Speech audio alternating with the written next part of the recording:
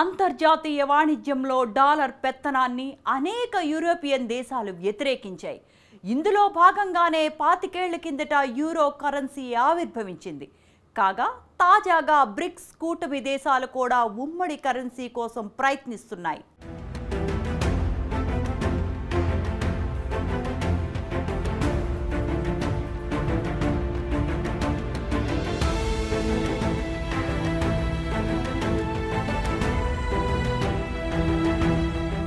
అమెరికాకు అగ్రరాజ్యంగా ఎంత పేరున్నప్పటికీ కొంతకాలంగా అమెరికా ప్రభ తగ్గుతోంది.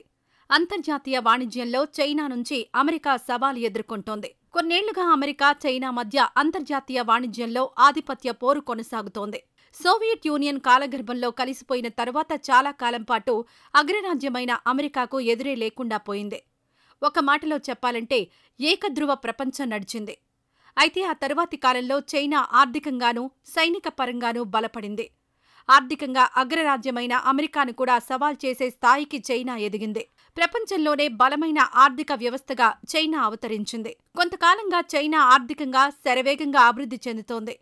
తాజా మార్కెట్ రేటు ఆధారంగా చూస్తే ప్రపంచంలోనే చైనా రెండో అతిపెద్ద ఆర్థిక వ్యవస్థగా ఉంది. అమెరికా నెంబర్ 1 అతిపెద్ద ఆర్థిక వ్యవస్థగా ఉంది.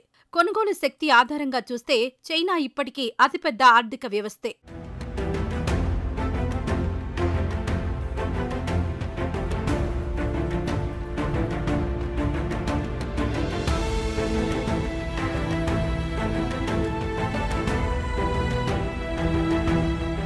ప్రపంచ పటంపై అనేక దేశాలకు అతిపెద్ద ఎగుమతి దేశంగా చైనాయే ఉంది. జర్మనీ, బ్రెజిల్, జపాన్ సహా అనేక ఇతర దేశాలకు అతి ముఖ్యమైన వాణిజ్య భాగస్వామిగా కొనసాగుతోంది. ఈ నేపథ్యంలో చైనా తన కరెన్సీ యువాన్ను ప్రపంచవ్యాప్తంగా బలోపేతం చేయడానికి ప్రయత్నిస్తోంది. యువాన్ విషయంలో చైనా ప్రయత్నాలు ఫలిస్తే డాలర్ దెబ్బతినడం ఖాయమంటున్నారు ఆర్థిక రంగ నిపుణులు. అంతర్జాతీయ మార్కెట్లో డాలర్ దెబ్బతినడం అంటూ జరిగితే అమెరికా బలహీనపడినట్లే అంటారు అంతర్జాతీయ వ్యవహారాల నిపుణులు. అమెరికాను దెబ్బతీసే కార్యక్రమాన్ని చైనా నెత్తిన పెట్టుకుంది.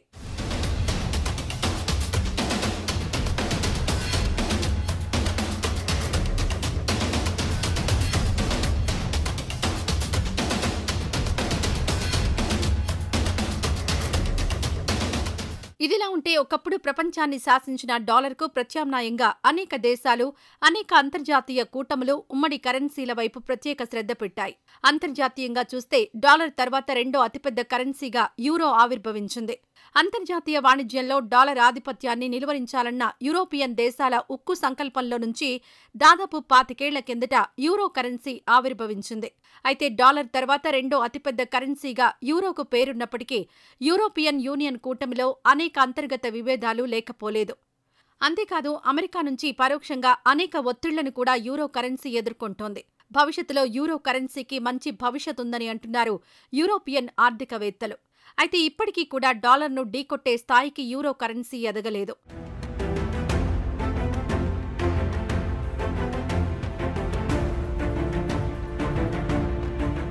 తాజాగా బ్రిక్స్ కూటమి సదస్సులోనూ ఉమ్మడి కరెన్సీ ప్రస్తావన వచ్చింది.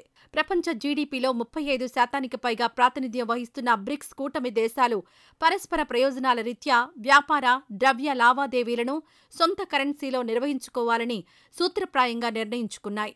ఈ నేపథ్యంలోనే డాలర్కు ప్రత్యామ్నాయంపై కూటమి సభ్య దేశాలు ప్రత్యేక దృష్టి పెట్టాలని రష్యా అధ్యక్షుడు వ్లాదిమిర్ పుతిన్ సూచించారు. పుతిన్ చేసిన ఈ సూచనే డొనాల్డ్ ట్రంప్కు తీవ్ర ఆగ్రహాన్ని తెప్పించింది.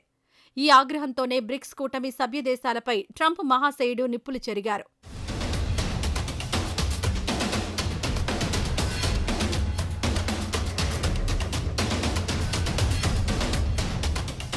బ్రిక్స్ కూటమి ఒక్కటే కాదు, ప్రపంచవ్యాప్తంగా అనేక అంతర్జాతీయ కూటములు తమకంటూ ఉమ్మడి కరెన్సీ కోసం ఇప్పటికీ ప్రయత్నాలు చేస్తున్నాయి. ఎప్పటికప్పుడు సమాలోచనలు జరుపుతున్నాయి. అయితే వాస్తవానికి ఇటీవల డాలర్ హవా కాస్త తగ్గిందని చెప్పుకోవాలి.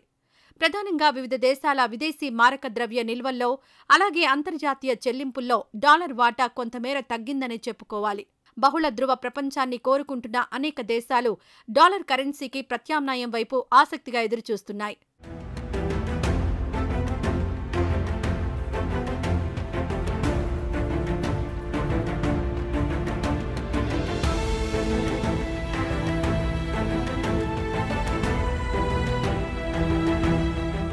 ఏది ఏమైనా డాలర్ను పక్కన పెట్టడం అంటే అమెరికా ఆధిపత్యాన్ని ప్రశ్నించటమే.